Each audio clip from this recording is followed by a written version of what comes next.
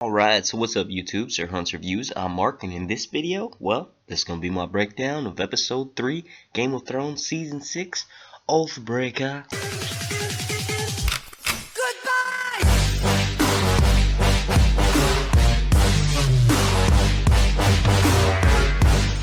Alright, so let's crack this egg right open. So first off, Davos rushes in with Jon with a coat. He's freezing. Hypothermia might set in. Mel comes in next. Jon's first words are, "They stabbed me," followed by Ollie. I do think that this new haircut they gave him makes him look more like me or Reed. Whatever. That's the first time I've ever heard Mel use the prince that was promised. Most of the time when referring to Stannis, she always said Azor High. But that's interesting to see prince that was promised. More Rhaegar foreshadowing? And then it ends with Davos rushing Mel out of the room. Kind of makes me think that maybe he was just like filling her up so that he could get Jon Snow back, or maybe he's just not quite like on the whole magic trip yet. I don't know. Seeing Jon Snow back, it's hard to tell. He could just be like rushing her out of the room basically because Jon Snow obviously just came back from death and she's like throwing this prophecy on him, like trying to add weight to his shoulders basically. Backtracking a little bit here, what I meant when I said prince that was promised was Rhaegar was obsessed with this prophecy and he basically thought that he could bring the world the prince that was promised. We also know it as Azor Ahai. Jon Snow ends up leaving. He gathers his footing, if you will, and kind of has a hard time walking down the stairs. The first person he notices is Tormund Giantsbane. He says they think you're a god. Jon Snow says I'm not a god. They end up hugging it out, and Tormund makes that now infamous joke about how he knew Jon Snow wasn't a god because he saw that he has a tiny pecker. Jon Snow pushes Tormund out the way, moves on to Dolorous Edd.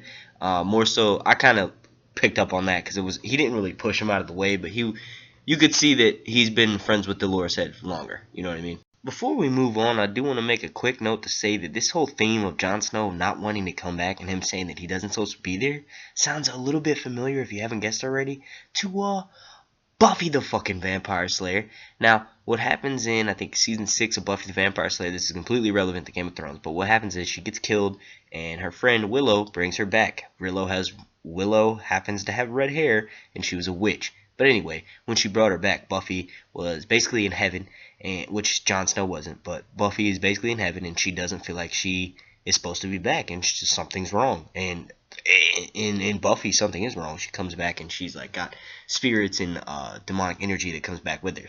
But anyway, I think HBO stole a little bit of inspiration from Buffy the Vampire Slayer. What do you guys think? Let me know down in the comment section. Just to kind of speed things along here a little bit, basically Sam and Gilly are on the ship. Sam throws up about 9 times, and he ultimately tells Gilly that he doesn't plan to take her to Citadel or Old Town, but in fact to his family home of Hornhill. He also makes a note to say, my father, well, he's my father, and my mother, she's a sweet woman, and his sister is also a sweet little girl as well.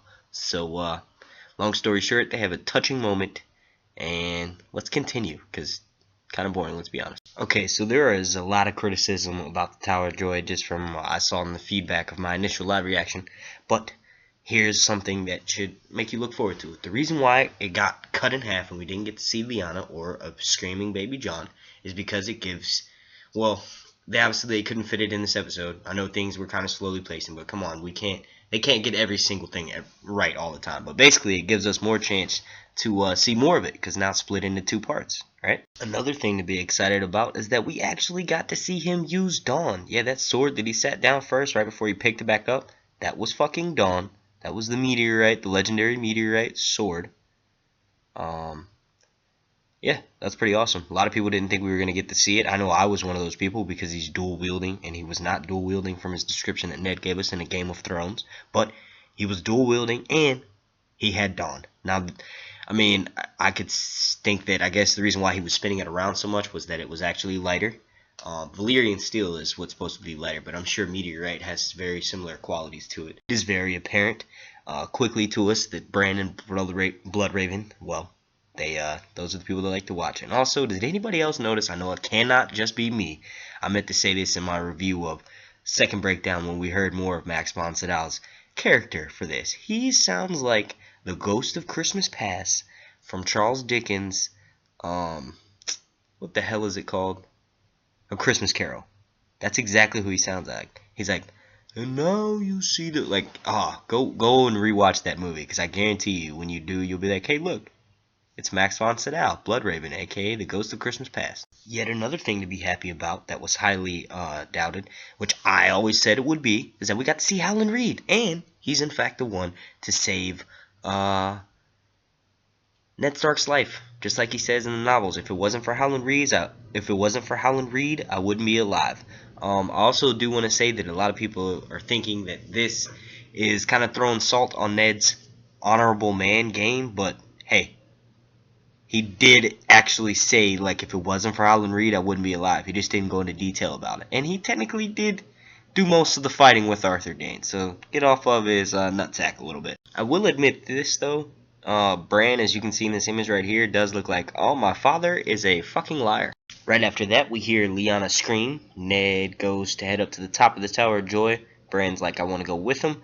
Bloodraven's like, nope, we gotta go, like he usually do. He's like the Debbie Downer of the party, of the flashback high will. He's like trying to keep Bran grounded, and obviously Bran wants to stay in the vision. He wants to find out what the fuck the scream is. And right as Ned reaches the top of the stairs, he yells, Dad! And then Bran turns around, and then I'm going to save my theory for this for another video, because this video is probably going to end up being pretty long. I don't like talking much about Daenerys, because that's my fans and my subscribers, you guys know that I'm the world's biggest Daenerys fan. So, long story short, Dany is told that she's lucky to be where she is. Most former widows who leave or don't come there aren't as lucky, and basically she's gonna have to withstand a trial. So this season we're gonna get Marjorie, Cersei, and Daenerys all on trial. Two of those people, we can all tell who those two people are, Daenerys and Marjorie, don't deserve to be on fucking trial. Cersei on the other hand, that's a different story. Travel with me along over to Meereen, and we get Varys looking kind of like high class, like fanning himself, sitting down and shit. But yeah, that's besides the point. Basically, we get to see Varys' skills in work. He tells this lady, hey, I want to make you happy. You want to make me happy. So tell me what the fuck is the deal with the harpy, and I will send you and your son, who has a hard problem breathing, to Pentos. Opposite side to that coin, we get Tyrion, Missandei, and Grey Worm, and they are basically killing time until Varys comes back and lets them know the information he has found out. And, well, it gets pretty funny. Tyrion's like, hey, let's play some drinking games, and then he quickly realizes that drinking games are no fun unless everybody's drinking. So he says, hey, Missandei says, well, the wise masters used to like to play games, but only with the girls. Tyrion quickly realizes that he's become the pervy uncle in this situation, so then he backs out of that and he says, innocent games. Missandei is in fact the star of this scene, because she comes up with the great ideas to basically go talk it out with the people who have been funding the Harpy, who we find out are people from all over cities that they've conquered. At Cut the King's Landing, we quickly find out that various little birds were being taken over by Qyburn. Qyburn is bribing them with candy, all in attempts to create another network of spies, which is pretty wise. And he says, all I want in return are whispers. We then are treated to yet another hilarious scene in which Jaime Lannister walks over to the mountain. Well, he comes in following the mountain, and he's like asking Qyburn, like, hey, can he even understand what the fuck we're saying? He could barely put together sentences as it is beforehand, before he became this walking purple giant, walking monster dead thing. And he's known as Head Smashing, but basically he does a quick like whiplash turn to look at Jaime like, yeah dude, I know what the fuck you're saying. Jaime's like, oh, the fuckery. Followed by the funniest scene of all time in Game of Thrones history. I don't care, you can disagree, but basically while I was doing this review, I got a notification on my phone that popped up that said, no, it wasn't, it was a chair. So no, it was a fart. Basically, Maester Pycelle is talking shit about Qyburn in the mountain, and they walk in, and then Pycelle literally shits his pants. Okay, not shits his pants, but it was a shart. He farted. Jaime and Cersei then take a seat at the table where they're like, yo, there's a whole bunch of stuff going on in Dorne, and it needs to be addressed. We all need to sit down together as a team and discuss the matters at hand. Kevin, Olenna, and Pycelle and Mace, they all leave, almost like child's play. Like, Kevin's like, well, we don't have to force you to leave, but you can make us stay. And then they all leave. And it's interesting that Pycelle is the last one to leave because, well, he's most likely gonna get killed by the Mountain. Cersei has it out for him this season. Square off in the Sept of Baelor to what we think Tommen will finally show his brass and his balls and his bollocks, if you will. Well, not bollocks, I think that means shit, but yeah, balls. And sure enough, something in him, or something in the High Sparrow, reminds him of his grandfather. So they basically have a sit-down chat, and to what we thought Tommen might show some, well, you did all this shit to my mom, ends with a, tail between his legs. So it should be interesting to see where Tommen picks up next episode. Arya actually had a lot of good scenes this episode. Well, starts off with her getting her butt kicked, but then she shortly is shown to have a little bit of improvement. She's probably been fed. She's probably got a good night's sleep. But basically, she's learning a lot, like in the novel. She's learning about potions, poisons. She's basically being trained on how to use all of her senses, since she's missing one of them. So, well, she can't be being trained to use all of her senses if she's missing one of them. But yeah, without me contradicting myself too much further, there's a lot of book stuff going on in these few scenes, which is awesome. Okay, so here's my issue with all that, though.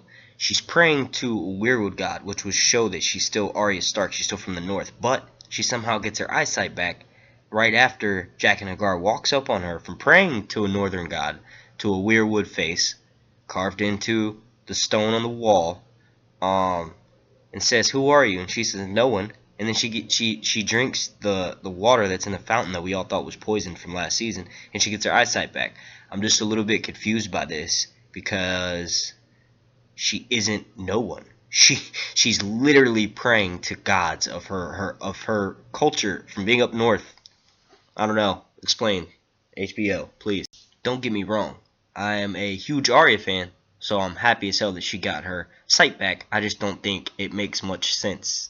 Yeah. We are treated to what could potentially be some foreshadowing this next scene. Basically, it's heading on to Winterfell, and it shows the Umbers arriving with Rickon and Asha. Now, if you see this right here, we've seen it everywhere in the trailers. This isn't the same flayed man, but it's just showing Rickon, who's potentially in that cart somewhere, showing up at Winterfell. And the very first scene we get of that is of a flayed man. So maybe this could be foreshadowing to maybe he is one of those people on the cross. He dies some way this season. I will say this though, SmallJon Umber is putting on a fucking front. His house are famously known for being loyal to the Starks. With that being said, the Car Stark sitting at the table with Ramsay does in fact say, well, you guys are famously loyal to House Stark. And then Umber hits him with a, hey, you guys share blood with the Starks, so what the fuck. Ramsay hits him with the line like, hey man, my deceased father was poisoned by our enemy. And he's like, yeah, come on dude. SmallJon Umber basically sees through that lie. SmallJon Umber basically gives Ramsay the speech of why he wants to help him out is because they need each other. And Jon Snow, he's getting tired of Jon Snow's shit up at the wall, and he's been fighting the wildling for ages, and now Jon Snow has brought a group of wildlings through the wall, so he's basically saying he has no choice but to help team up with Ramsay Bolton to dispatch of the wildlings. Enter SmallJon's gift, which we soon find out that it is Rickon and Asha. Now, real quick, before everybody starts getting paranoid, this is going to add fuel to my great conspiracy theory that SmallJon Umber is actually lying. Now, if you look at these pictures, there are no scars. There are no fresh wounds. They don't look like they're being starved. They look like they're in all around, like they do look a little bit disgruntled, but they look like they're in all around good spirits and good health. So, okay, most people are probably like, well, he might not be that big of a dick. Or, I mean, I don't know. Most people on Game of Thrones, like, just from the reputation we've been given from the show, they don't treat their prisoners too kindly. Jamie lost a hand. Ramsay cuts off people's dicks. Like, all kinds of stuff. So, basically, what I'm trying to get at is Rickon and Asha are in very well shape for somebody who's been prisoners for 2 years. Now, what could have actually happened is that they were at the Umbers, and everything was like lovely until Jon Snow let the pack of wildlings in, and that's when the Umbers were like, look, we're fucking fed up. So basically they're not their prisoners, and they were keeping them safe, and then they decided, like, after that happened, they need to ally themselves with the Ramsays, and this is what we get. First thing I noticed when they threw Shaggy Dog's head on the table was that it looks relatively tiny compared to Ghost. Now, you're like, what does he have to do with Ghost? Well, for those of you that don't know, Ghost and Shaggy Dog and Summer and Grey Wind and Lady and Shaggy Dog, they're all brother and sisters. They're all from the same pups. And Ghost was actually the runt. So Shaggy Dog's head is a lot bigger than this. Not to mention, if they had killed it on their way up there, I feel like it would be a little bit more decomposed. Why the fuck would they carry the why would they take a direwolf all the way from the last hearth to Winterfell and then kill it right out? No, it doesn't make sense. I guess it could be frozen so that could slow down decomposition, but it's just too small. I'll end this crackpot theory with just remember, the Umbers are famously loyal to House Stark, and Jon Snow bringing a couple wildlings past the wall is not enough to turn over that loyalty. To my favorite part of the episode, Jon Snow getting his revenge. We have Alistair, Ollie, and I believe Bo and Marsh and one other person who are hanging. Well, they're getting ready to hang. And he goes to him and he says, any last words? And you know Alistair Thorne has got some smart shit to say and basically says, look, I believe I was right. And haha, I get to die and rest, and you have to continue fighting everyone's battles for them. Jon Snow then, of course, gets to Ollie, and Ollie says nothing. And he can barely make eye contact with Ollie. He gets a real stern look.